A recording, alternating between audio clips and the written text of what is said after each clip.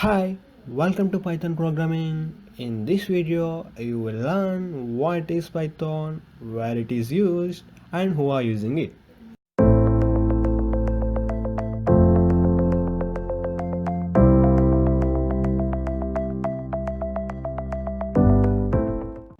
Firstly, what is Python?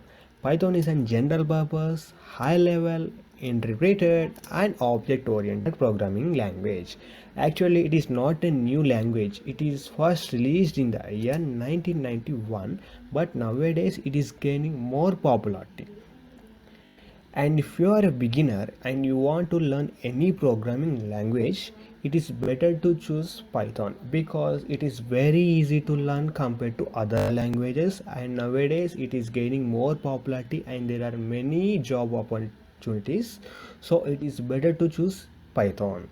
Where the Python is used, it is used to develop web applications, game, artificial intelligence, machine learning, data science, data visualization, GUI based applications, and in business applications like e-commerce, ERP, and many more. There are very big companies who are using Python like Google, YouTube, Netflix, Instagram, Dropbox, and many more companies are using Python.